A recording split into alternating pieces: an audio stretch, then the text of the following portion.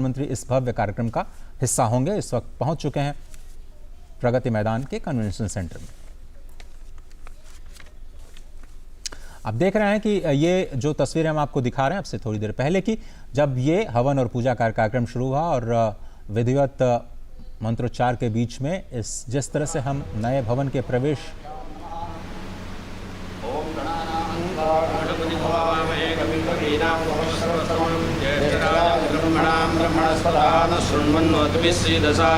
वक्रतुंड महाकाय सूर्यकोटिसमप्रभा निर्विघ्नं कुरु मे देव सर्वकार्येषु सर्वदा। श्रीमन्महागणाधिपतये नमः। निर्विघ्नमस्तु। ओम नमः सूर्याय चंद्राय मंगलाय गुरुशुक्रशनिभ्यश्चराय शून्यायां शुभपुण्यमहातिथौ अस्य यजमानस्य मम कश्यपगोत्रोद्भवस्य अनुराधा नक्षत्रे वृश्चिकराशौ जातस्य नरेन्द्रदामोदरमादिनामधेयस्य आयुरारोग्य ऐश्वर्याभिवृद्ध्यर्थं समस्तजनानां क्षेमस्थैर्यधैर्यवीर्यविजयाभयायुरारोग्यानन्दैश्वर्याभिवृद्ध्यर्थं धर्म अर्थ काममोक्ष चतुर्विध पुण्यफलपुरुषार्थसिद्ध्यर्थम्।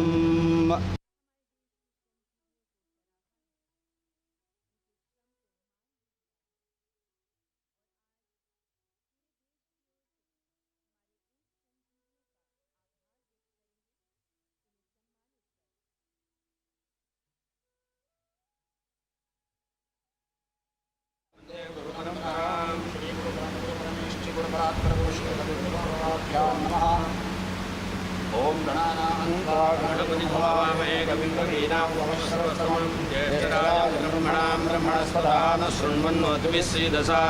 वक्रतुंड महाकाय सूर्यकोटिसमप्रभा निर्विघ्नं कुरु मे देव सर्वकार्येषु सर्वदा। श्रीमन्महागणाधिपतये नमः। निर्विघ्नमस्तु। ओम नमः सूर्याय चंद्राय मंगलाय गुरुशुक्रशनिभ्यश्चराय शून्यायां शुभपुण्यमहातिथौ अस्य यजमानस्य मम कश्यपगोत्रोद्भवस्य अनुराधा नक्षत्रे वृश्चिकराशौ जातस्य नरेन्द्रदामोदरमादिनामधेयस्य आयुरारोग्य ऐश्वर्याभिवृद्ध्यर्थं समस्तजनानां क्षेमस्थैर्यधैर्यवीर्यविजयाभयायुरारोग्यानन्दैश्वर्याभिवृद्ध्यर्थं धर्म अर्थ काममोक्ष चतुर्विध पुण्यफलपुरुषार्थसिद्ध्यर्थम्।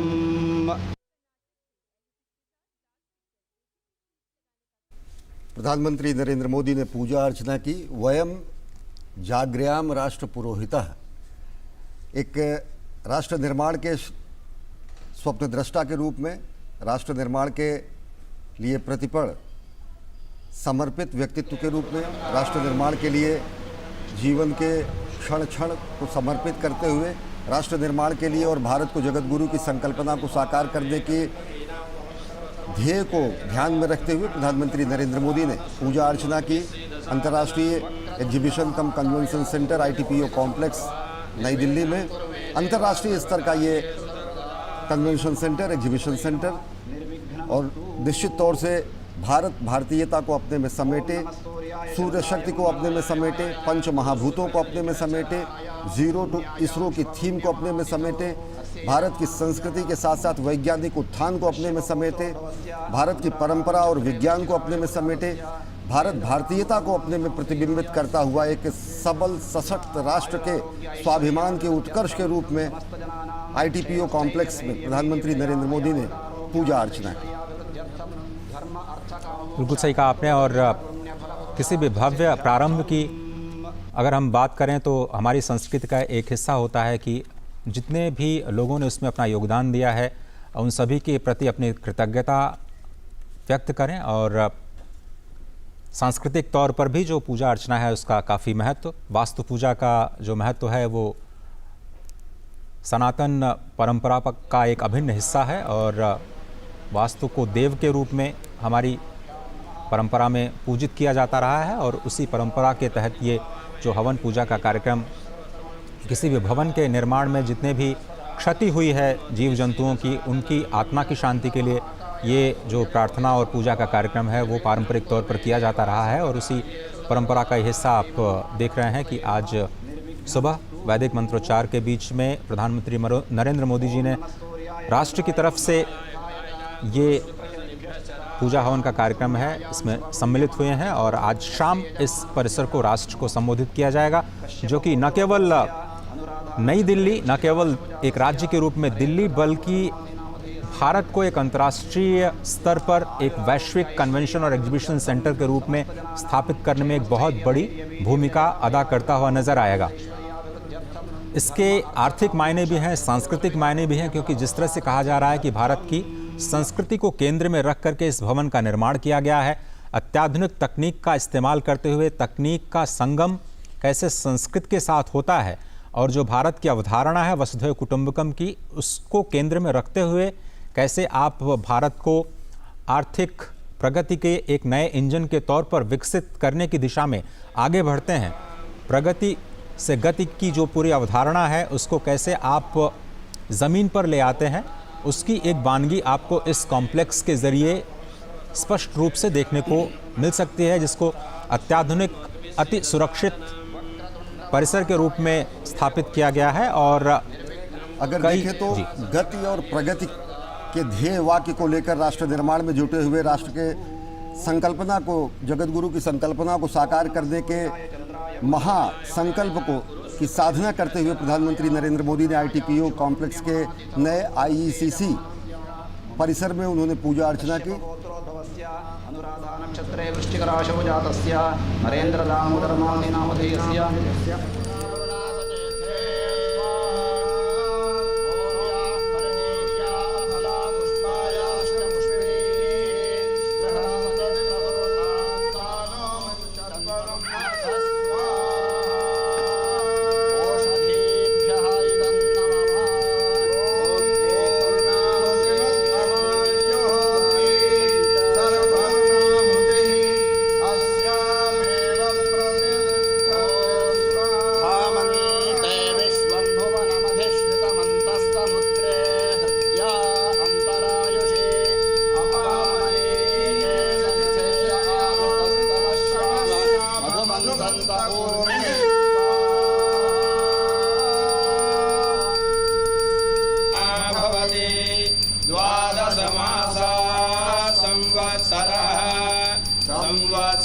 संवत्सरमेवावरुन्धे मौञ्जी भवति ऊर्ध्वै मुञ्जाः ऊर्जमेवावरुन्धे विश्वरतेन विद्रावरुणासचेथे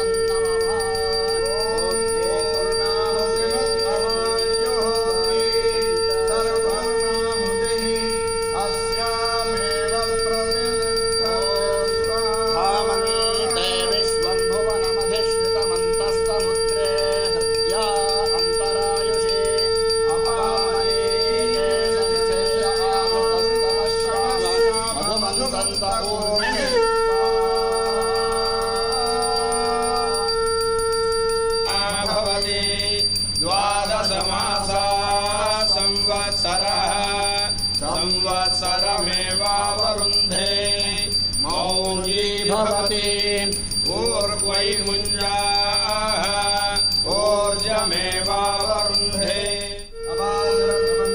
विश्वरतेन विद्रावरुणासचेथे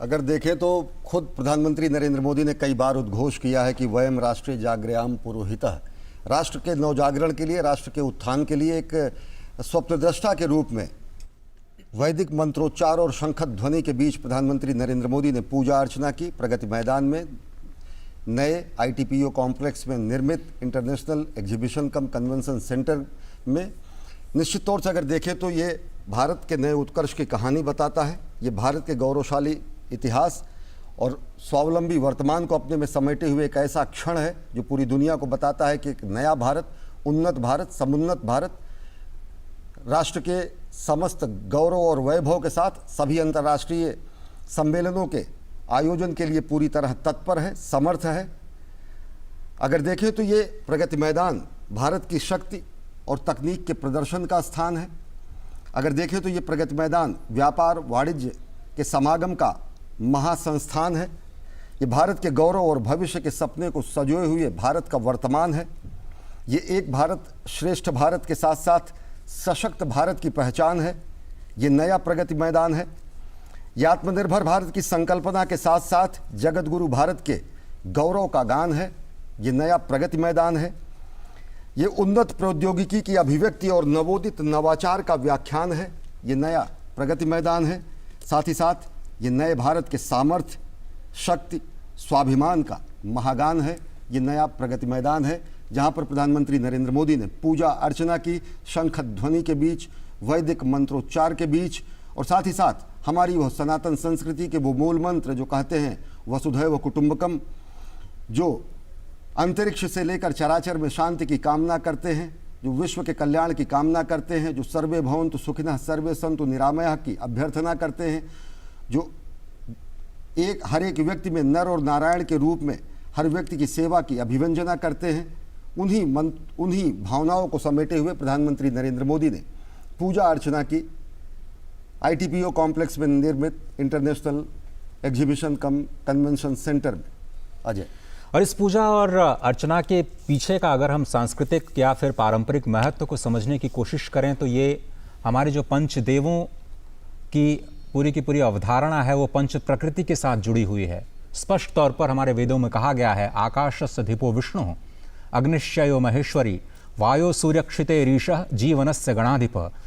किस तरह से हमारे जो पंचदेव हैं वो पंचभूतों के साथ, पंच प्रकृति के साथ स्पष्ट तौर पर उनको जोड़ा गया है, उनको सम्मिलित किया गया है। किस तरह से हमारे विष्णु को स्थिति या फिर कहें कि पालन का देवता माना जाता है, ब्रह्मा या सूर्य को किस तरह से आप सृजन का देवता मान सकते हैं, भगवान शिव को जिस तरह से संहार के देव के रूप में स्वीकार किया गया है, माँ शक्ति को निग्रह यानी किस तरह से नियंत्रण किया जाए प्रकृति के ऊपर उसकी शक्ति के रूप में स्वीकार किया गया हो, भगवान गणपति को अनुग्रह के रूप में स्वीकार किया गया। इन पंचभूतों के प्रति हमारा जो सद्भाव है, हमारी जो सद्भावना है, हमारा जो समर्पण है, हमारी जो श्रद्धा है, उसको व्यक्त करने के लिए ये जो पूजा और हवन का कार्यक्रम किया जाता है, जिसमें उन पंच प्रकृति को प्रसन्न करने की जो सारी विधा है उसका पालन करते हुए आप किस तरह से उन तमाम जीवों की आत्मा को प्रणाम करते हैं जिनको क्षति पहुंची होगी भवन निर्माण में। जैसा कि आप जानते हैं बहुत सारे छोटे मोटे जीव जंतुओं को अपने प्राण गंवाने पड़ते हैं।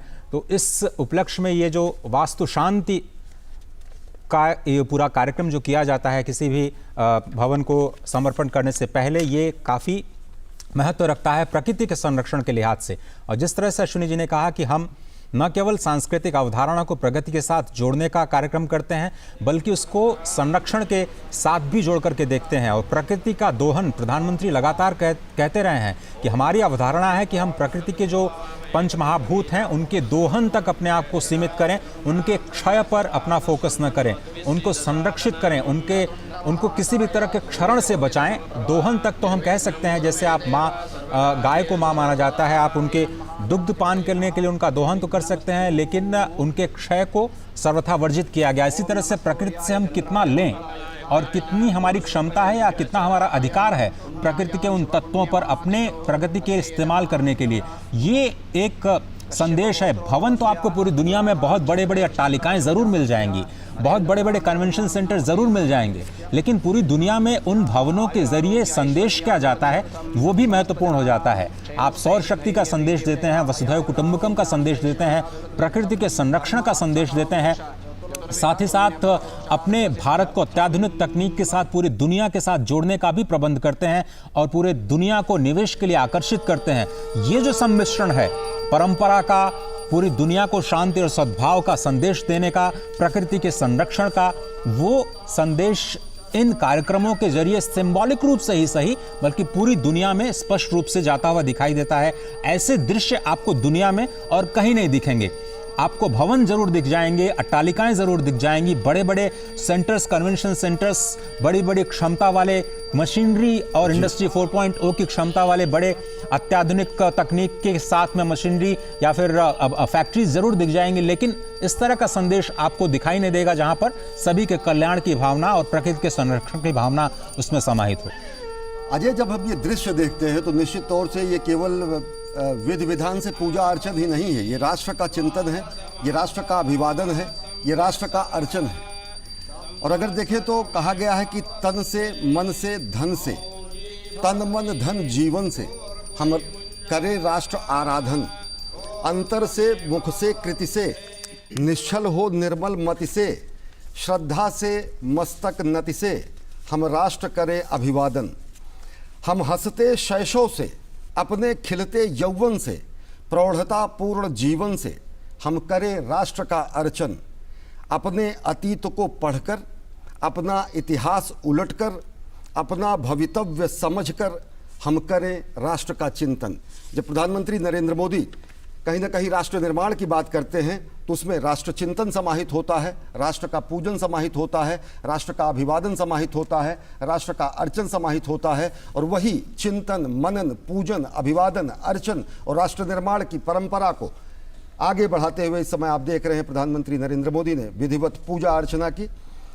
पत्र फल और पुष्प जल से भावना ले हृदय तल से, प्राण के पल पल विपल से आज आराधन करें।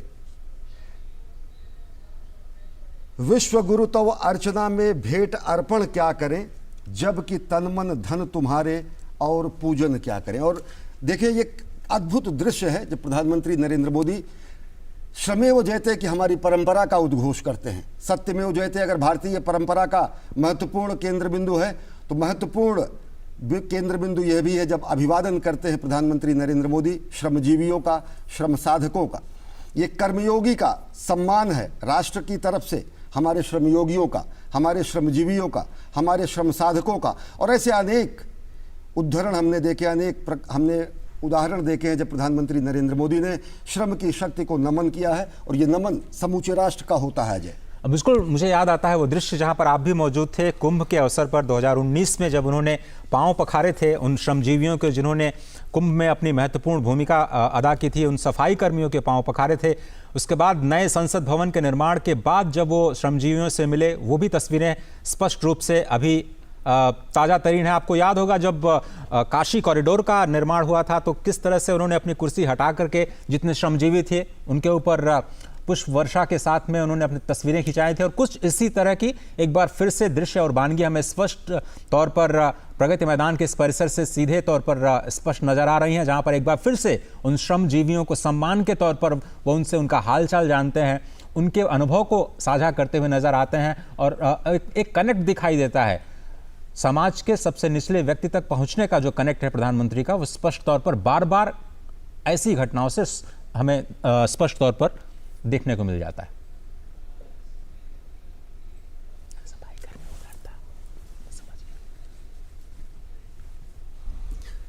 ये श्रम का सम्मान है, ये श्रमजीवियों का सम्मान है, ये श्रम और निष्ठा का सम्मान है, ये कर्मयोगी द्वारा श्रमयोगियों को किया जा रहा अभिवादन है, ये समूचे राष्ट्र का कृतज्ञता ज्ञापन है जो हमारे अट्टालिकाओं को, हमारे प्रासादों को, हमारे भविष्य के सपनों को, हमारे बड़े बड़े डैम को, हमारे ITPO कॉम्प्लेक्स को, हमारे इंटरनेशनल कन्वेंशन सेंटर को बनाते हैं। ये हमारे ऐसे श्रम साधक हैं जो अपने पसीने से, अपने जीवन के प्रत्येक कर्म से इस राष्ट्र के निर्माण की एक एक ईंट को और ज़्यादा सुसज्जित करते हैं और ज़्यादा मजबूत करते हैं।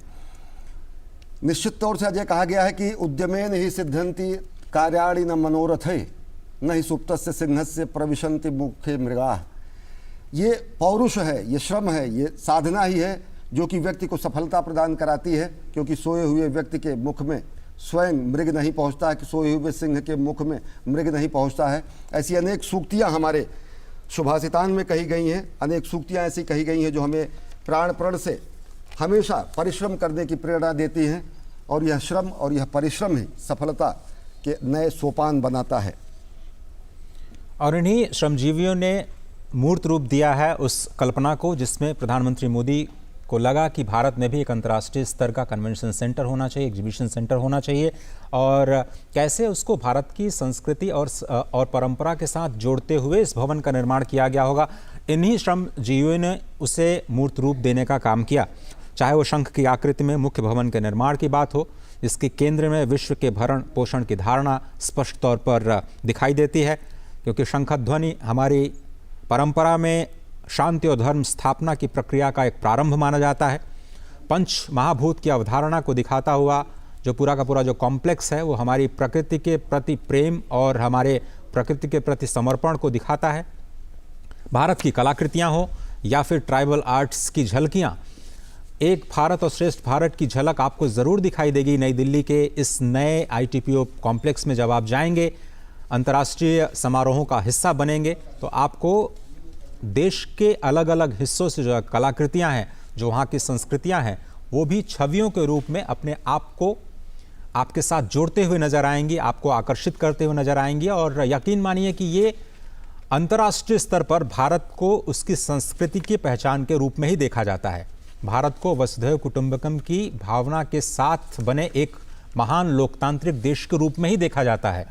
भारत की संस्कृति और योग और जो उसकी कलाएं हैं वो उसकी आत्मा है, उसका मूल है। और उसके साथ में जब विदेशी पर्यटकों, मेहमानों को या फिर जो राष्ट्राध्यक्ष हैं उनको ये स्पष्ट तौर पर दिखाई देगा कि भारत वो कहता भी है, जो कहता है वैश्विक स्तर पर उसको करके दिखाता है।